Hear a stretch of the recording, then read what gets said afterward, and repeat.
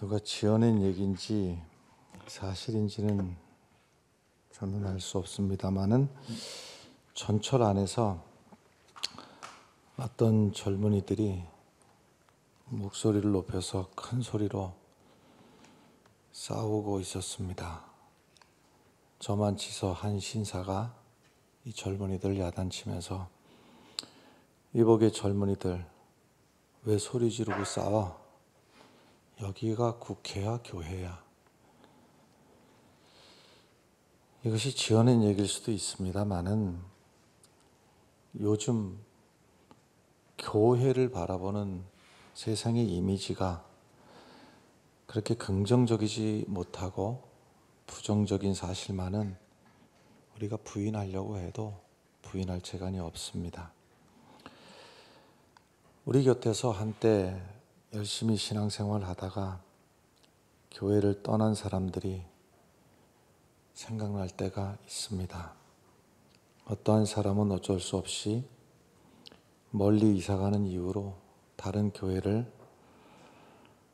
옮겨서 신앙생활하는 경우도 있고, 또 어떤 사람은 나름대로 더 아름다운 신앙생활을 하기 위해서 더 다른 교회로 옮겨서 신앙생활을 이어가는 경우도 있습니다만은 사실 남은 사람들 입장에서는 아쉽기도 하고 그렇습니다. 그러나 큰 틀에서 보면 같은 하나님의 교회에 있으니 몸은 멀어져도 그리스도 안에서 한 형제요 한 자매인 것이 아닌가 하고 위로할 수도 있습니다. 그런데 심각한 것은 우리 곁에서 함께 하나님을 섬기던 사람들이 아예 교회를 떠나고 아예 신앙의 자리를 떠나서 살아가고 있는 사람들이 지금 이 동시대에 이 나라 안에만 해도 기독교 신앙을 갖고 있다가 다시는 교회로 돌아가지 않겠노라 하는 사람의 숫자가 현재 200만 명쯤 된다고 하니까 우리가 정말 더 아름다운 교회, 건강한 교회, 행복한 교회를 만들었더라면 그 200만 명이 지금 그렇게 방황하고 있겠는가 하는 아쉬움이 듭니다. 성경에서 예수님을 빼놓고 신약 성경에서 예수님은 우리 하나님이시니까 사람 가운데서만 치자면 사도 바울만큼 기독교 역사에 큰 공헌을 한 사람이 없을 터인데, 그래서 우리는 사도 바울이 그저 존경스럽기만 한데 그렇게 존경스럽기만 했던 사도 바울 주변에도 이런저런 갈등들이 있었더라 하는 겁니다. 오늘 읽은 말씀 중에 보면 데마라고 하는 사람도 등장을 하는데 결국은 배신했죠. 데마는 이 세상을 사랑하여 나를 버리고 데살로니가로 갔다. 더군다나 지금 이때가 언제냐면 사도 바울 말년입니다. 이제 자신의 죽음을 예감하고 오늘 죽나 내일 죽나 이러고 있는데 그때의 데마에게서 배신을 당한 겁니다. 그러니까 얼마나 그 충격이 크고 아픔이 컸겠습니까? 또 등장하는 인물이 마가라고 하는 인물이 등장을 하는데, 이 성경에 보면 마가라고 하는 사람 때문에 바울하고 바나바 둘 다 성경에서 위대한 인물들인데, 이렇게 위대한 인물들도 마가라고 하는 사람 때문에 다툼이 생겼습니다. 분쟁이 생긴 겁니다. 바울은 마가처럼 무책임한 사람 선교에 같이 동참시킬 수 없다. 또 바나바는 그래도 어떻게 한 번의 실수는 있을 수 있어도 어떻게 이렇게 내치느냐.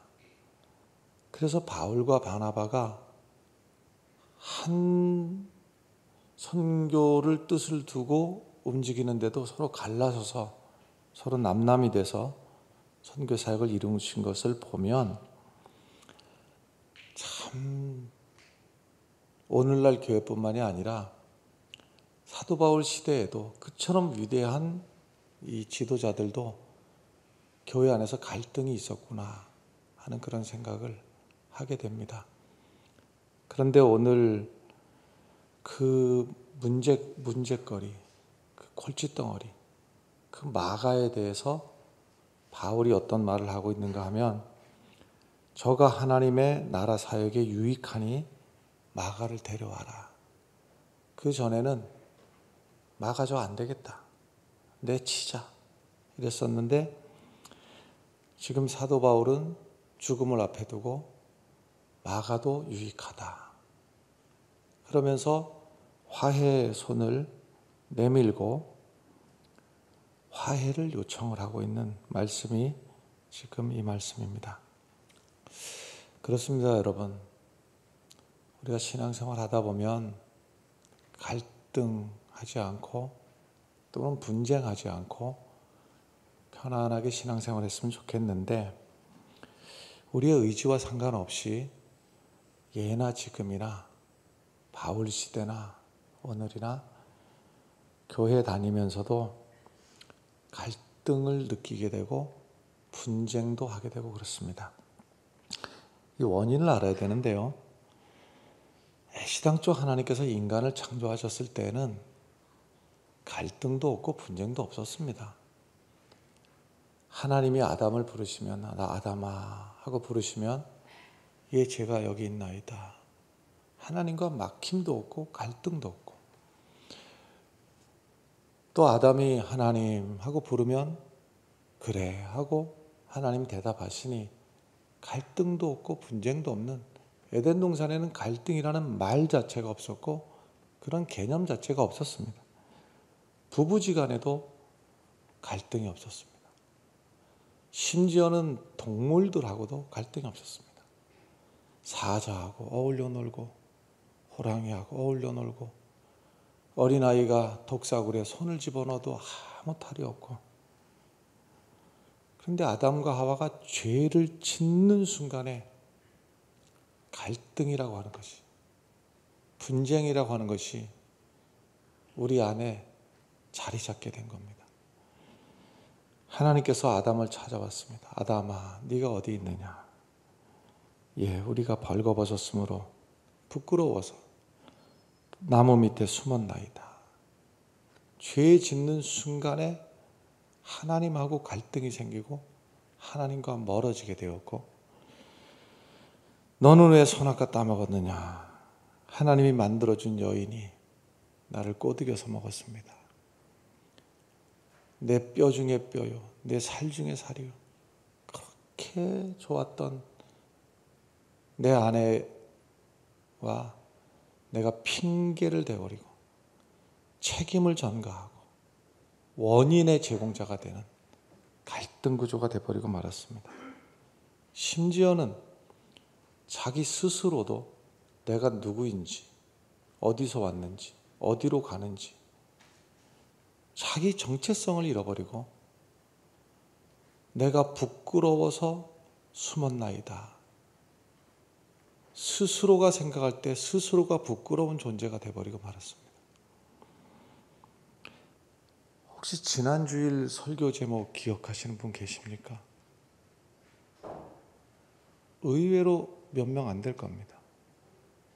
근데 10년 전에 20년 전에 섭섭했던 이야기는 어쩌면 그렇게 생생하게 기억하고 있습니까? 우리가 하나님 앞에 죄 짓는 순간에 우리 안에 지성이 고장났기 때문에 그렇습니다. 기억해야 될 말씀은 10번 100번 들어도 다 잊어버리고, 기억 안 해도 될 내가 반드시 이 섭섭함을 내가 어찌 있겠는가. 우리의 지성이 고장나고, 지성만 고장난 게 아니라 지정의가 다 고장난 겁니다. 정이 뭡니까? 감정도 고장난 겁니다. 분노해야 될 일에는 분노하지 않습니다. 분노하지 않아도 될 일에 대해서는 죽느니 사느니 하고 분노하고. 왜 그런가 하면 감정이 고장나 버린 겁니다. 의지도 고장났습니다. 그래서 바울이 내가 원하는 바 선은 행하지 못하고 원치 않는 바 악은 행하노라. 내 결심은, 내 의지는 선을 행하고 싶은데 어느덧 내 생각이 악으로 가고 내 입이 악한 데 쓰여지고. 왜 그러는가 하면 지정의가 다 고장나 버린 겁니다. 무슨 말씀인가 하면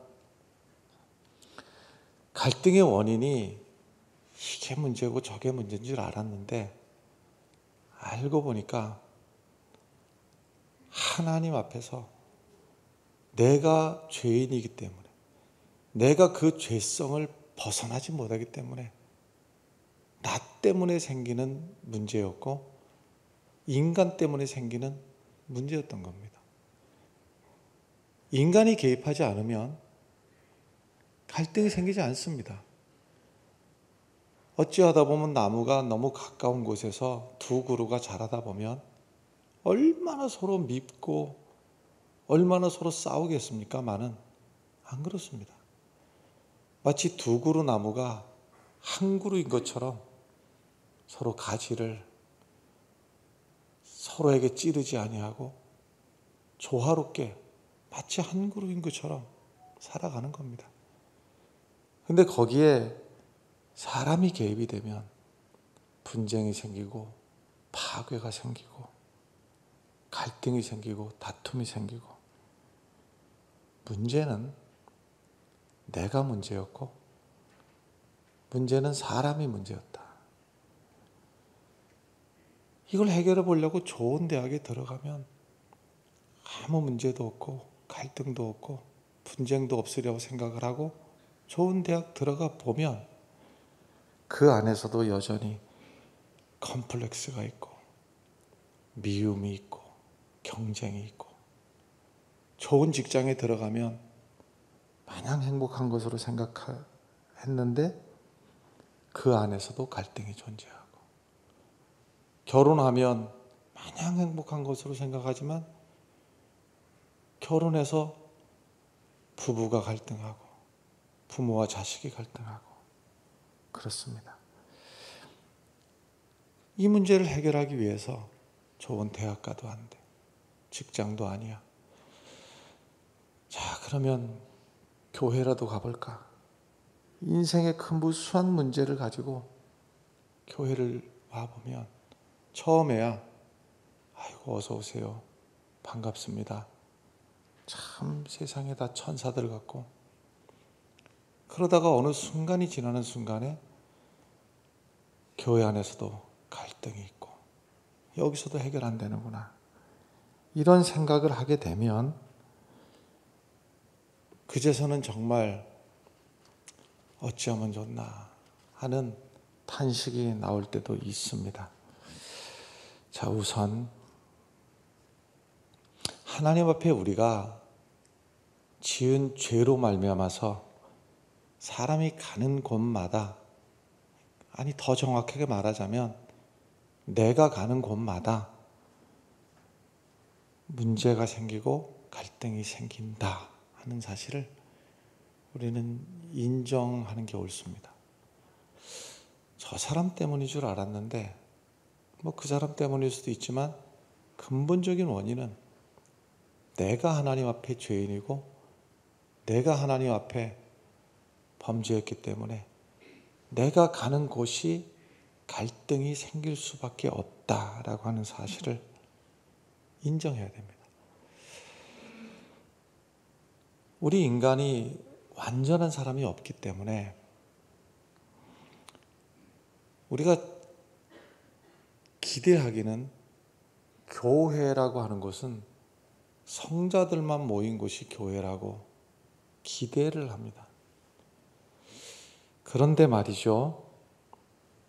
여러분, 교회는 성자들이 모인 곳이 교회가 아니고 죄인들이 모인 곳이 교회입니다. 성자들이 모여서 천국을 이루려고 모인 곳이 교회가 아니고 죄인들이 모여서 나 같은 죄인도 예수의 피로 용서받을 수 있나요? 주님의 긍휼을 구하는 곳이 교회입니다.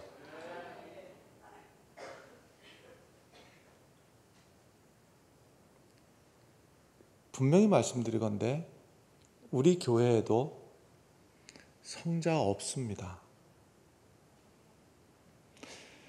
아마 성자가 계시다면 천국에 가 계실 겁니다. 여러분도 죄인이고 저도 죄인입니다. 교회는 완전한 사람들이 모여있는 천국이 아니고 상처나고 고침받아야 되는 심한 중병이 들은 환자들이 모인 병원입니다. 언젠가 병원에 신방을 갔는데 아내 되는 그 신방 간 집에 아내 되는 분은 수술을 했고 남편 되시는 분이 쫓아나오면서 누가 묻지도 않았는데 막 좋아서 목사님, 내 아내가 수술을 했는데 방구를 꼈습니다. 방구 꼈는데 어쩌라고. 수술했는데 방구를 껴야지 산다는 겁니다. 이 말씀을 제가 왜 드리는가 하면 교회라고 하는 것은 병원과 같은 곳이기 때문에 아무개가 방구를 껴도 옆에서 같이 기뻐하는 곳이 교회야 돼요. 어떤 사람은 지 손으로 지 입에 밥을 넣지 못해서 손이 불편하거나 안면이 불편해서 그러면 누군가가 떼먹여줘도 그저 받아먹기만 해도 잘했다, 고맙다, 이게 교회가 돼야 됩니다. 어떤 사람 밥 먹다가 질질 흘려서 바닥을 엉망진창으로 해놔도 그래도 그렇게라도 받아먹으니 고맙다, 고맙다, 칭찬해주고 격려해주는 게 교회가 돼야 됩니다. 너는 왜 남들이 안 달고 다니는 혹을 턱에 달고 다니느냐? 비난해서도 안 됩니다. 그거 고침받으러 병원에 온 것이기 때문에 그렇습니다. 너는 왜 눈이 그 모양이냐? 너는 왜 발이 온전치 못하냐? 너는 왜 똑바로 걷지 못하느냐? 누구도 비난할 수 없는 거예요. 중요한 것은 내가 환자라고 하는 사실을 인정하는 데서부터 거기서부터 치료의 역사가 나타나는 겁니다. 틀린 얘기는 아니죠. 옆병동에 살고 있는 입원해 있는 아무개는 듣는 것도 똑바로 못해. 틀린 얘기는 아니나 옆 침대에 있는 아무개는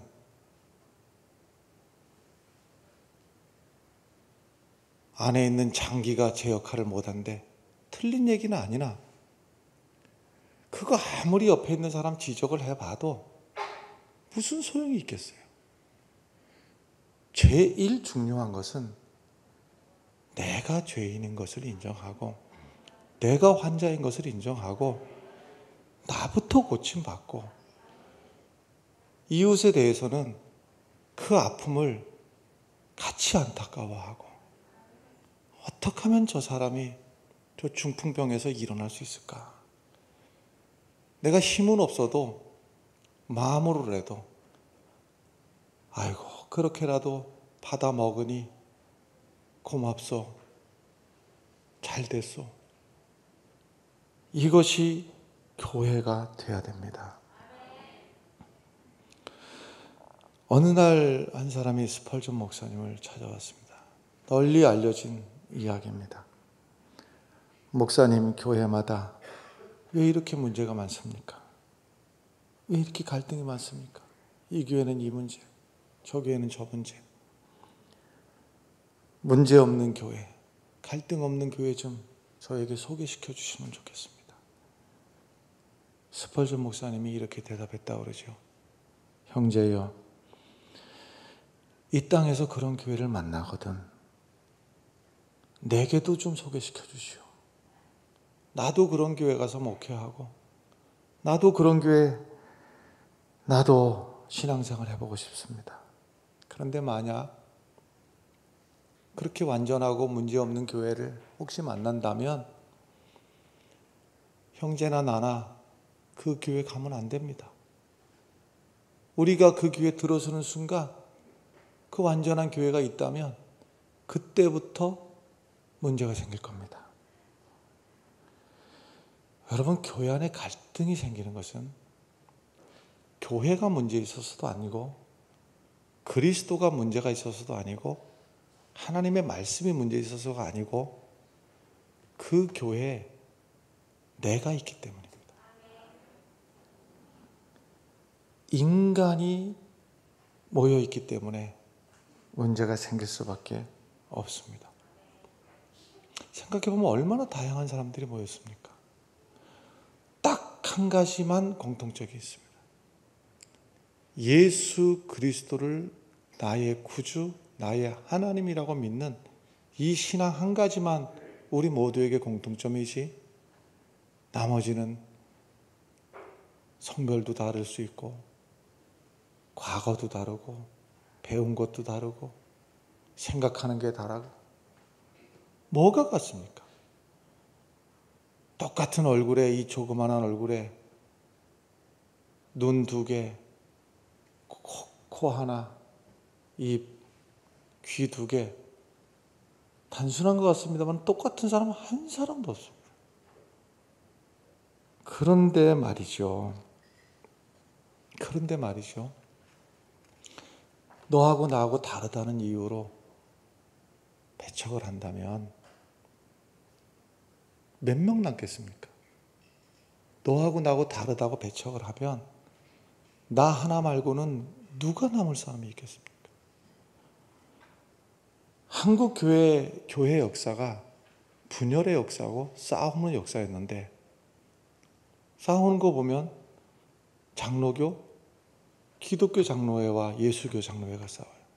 감리교, 기독교 감리회와 예수교 감리회가 싸워요. 침례교, 기독교 감리회와 기독교 침례와 예수교 침례회가 싸워요. 어느 선교사의 선교 보고는 이랬다고 그러죠. 한국에서는 예수하고 그리스도하고 싸우더라. 이게 한국교회의 모습인 겁니다. 여러분, 우리가 서로가 다양한 것을 인정하지 못하면 한 교회를 이룰 수가 없습니다. 교회라고 하는 것은 어느 잘난 사람 독창하는 것이 아니고요. 잘난 사람 못난 사람 합쳐가지고 합창하는 곳입니다. 대단한 사람 혼자서 독주하는 것이 아니고 별의별 사람들이 모여서 오케스트라를 이루는 것이 교회가 돼야 되는 겁니다. 나는 빨간색인데 너는 왜 빨갛지 않느냐고 적대시하고 미워하고, 나는 파란색인데 왜 너는 파랗지 않냐고. 그러면 노란색은 어디로 가고 하얀색은 어디로 가고 초록색은 어디로 가야 됩니까? 더 중요한 것은 말이죠. 우리의 연약함 때문에 갈등은 생길 수 있는데 그 배후에 사탄이 있다고 하는 사실을 우리는 잊어서도 안 되고 무시해서도 안 됩니다. 이게 내 감정, 내 생각, 내 판단인 것으로 생각을 안 하는데, 여러분, 사탄이 목사님은 내버려 둘 것 같습니까? 목사의 감정을 건드리고 목사의 판단을 흐리게 하고 목사의 뒤에도 사탄은 역사하는 겁니다. 그러면 누구는 예외인 사람이 있습니까? 별것도 아닌 일에 분쟁이 시작이 돼서 나중에는 죽여야만 되는 데까지 가면 그것은 사단에게 조종받고 있기 때문에 그런 거예요. 이것을 경홀히 여기면 넘어지는 겁니다. 우리의 연약함으로 말미암아서 갈등이 생길 수도 있으나 이 싸움을 부추기고 갈등이 풀어지지 않도록 감정으로 또 서로에게 찌르고 이것은 사단에게 조종을 받고 있는 일입니다. 요한계시록에 보면 상징적으로 사탄이 용이 돼서 나오는데 요한계시록에 탄생하는 사내 아이가 하나 있는데 우리에게 오실 메시아를 예언하고 있는 거예요.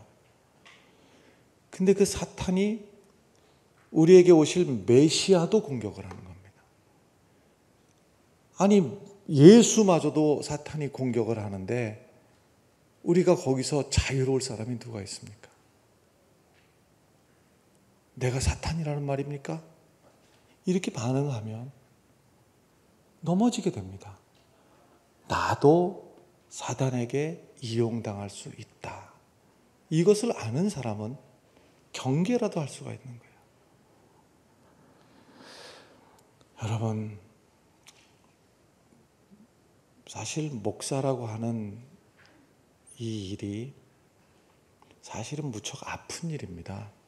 이런 얘기를 오늘 마지막이니까 마지막 부탁이기 때문에 드리는 말씀인데 무척 아픈 직업입니다.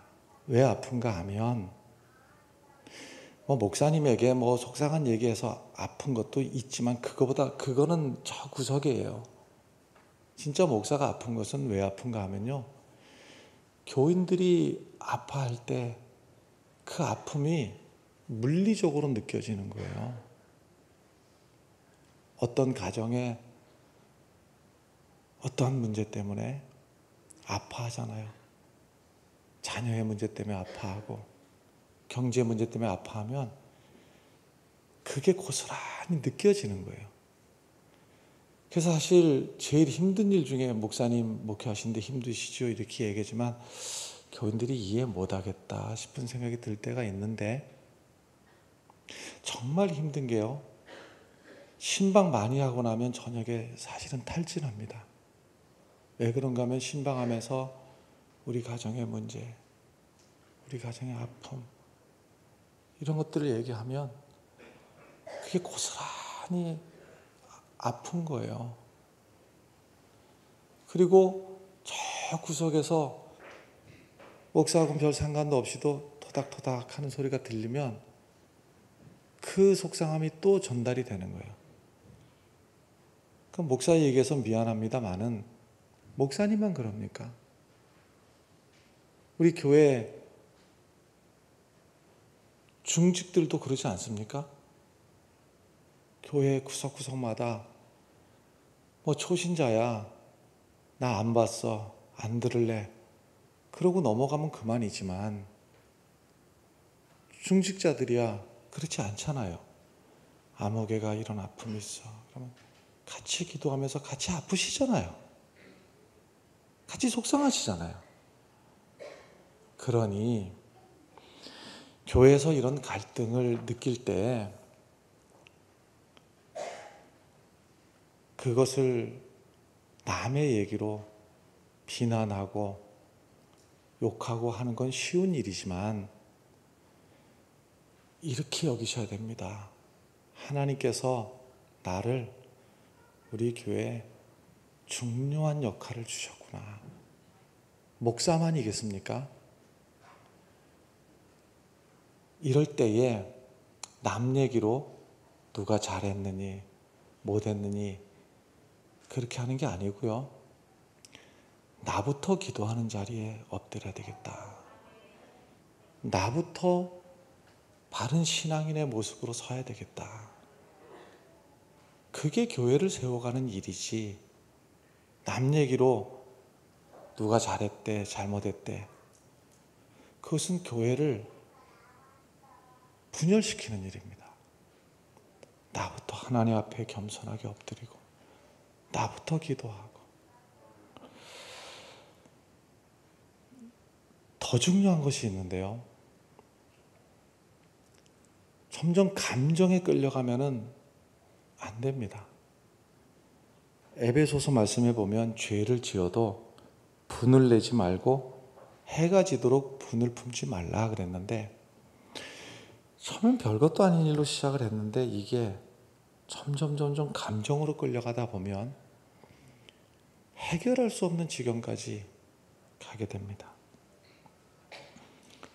사람을 감정적인 동물이라고 하지만 완전히 배제할 수는 없겠습니다만은, 감정에 끌려가다 보면 동물이 하는 짓처럼 똑같은 짓을 하게 되는 거예요. 사람은요, 감정의 동물이 되어서는 안 되고 하나님 앞에 결단하고 하나님 앞에 내 신앙을 결단하고 나가는 것이 성도가 되어야 됩니다. 또 하나 덧붙인다면, 내 옆에 함께 신앙생활하는 한 사람 한 사람이 나의 형제요 나의 자매인 것을 잊어서는 안 됩니다. 다툼거리가 생길 수 있습니다. 그래도 저것을 제거해야지, 저것을 결국은 없애야지, 여러분 아니거든요. 아브라함과 롯이 어쩌다 보니까 갈등이 생겼어요. 이럴 때 아브라함이 우리는 동기간 아니냐, 우리는 남이 아니지 않느냐, 이 아브라함의 인식이 있을 때, 여러분 우리가 신앙생활에 있어서 포기해야 될 것과 포기하지 말아야 될 것, 끝까지 주장해야 될 것과 주장하지 말아야 될 것을 분간을 하지 못하는 경우가 많이 있는데, 신앙의 문제라면 죽으면 죽었지 양보하면 안 되죠. 그러나 사실은 교회 안에 대부분의 문제들은 다 양보할 수 있는 일들입니다, 사실은. 근데 끝까지 안 되겠다고 하는 것이죠. 여러분 보세요. 아브라함이 결국은 양보했습니다. 네가 우하면 난 좌하겠다. 네가 좌하면 나는 우하겠다. 룻은 끝까지 자기 것 챙겼습니다. 하나님이 룻을 복 주셨습니까? 아브라함을 복 주셨습니까? 여러분, 교회 안에서 갈등이 생길 때에 내가 물러가고 내가 양보하고 내가 져줄 줄 알아야 됩니다. 우리가 사탄하고 싸워서 이겨야지 옆에 있는 형제하고 싸워서 이겨서야 되겠는가 하는 겁니다. 오늘 말씀에도 보면 네가 올 때 마가를 데리고 와라. 저가 나의 일에 유익하다. 마가라고 하는 사람, 선교 여행하다가 배신하고 돌아간 사람, 선교 여행을 망치도록 한 사람, 그마저도 바울은 이제 노년에 아는 거예요. 아, 교회 안에 너도 내치고 너도 잘라버리고 이런다고 될 일이 아니구나. 그 마가도 유익하다. 데려와라. 여러분, 우리가 지금 한국 교회가 최고조일 때, 우리나라 전체 인구가 4천만일 때 1,000만이 된 적이 있었어요. 그래서 인구 4천만 중에 1,000만인이 25%, 4명 중에 한 사람이 교인이다. 우리나라도 1,000만 성도의 시대가 열렸다. 아쉽게도 그 소리 나오면서부터 지금까지 계속 내리막길을 가고 있는 거예요. 계속 내리막길. 이게 어디까지 내려갈지 알 수 없는, 지금 한국의 성도 숫자가 점점 내려가고, 또 하나의 위기는 이렇게 연세 드신 분들은 간신히 교회를 지키고 있을지 모르나 다음 세대, 젊은 세대들이 교회 안에 자리를 잡지 못하고 방황하고 있는 거예요. 어쩌면 잘못되면 여기 계신 분들 돌아가시고 나면 교회는 끝날 수도 있습니다. 이때에 여러분, 오늘 설교 제목 마지막 부탁입니다.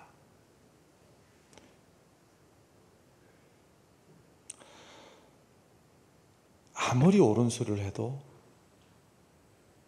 네가 문제고, 네가 문제고, 네가 문제고, 이러다 보면 우리 교회의 미래는 없을 겁니다. 그런데 마지막 부탁이니 내가 문제였구나. 내가 문제였어. 여기부터 한 사람 한 사람이 통곡하고 자복하고 하나님 앞에 엎드린다면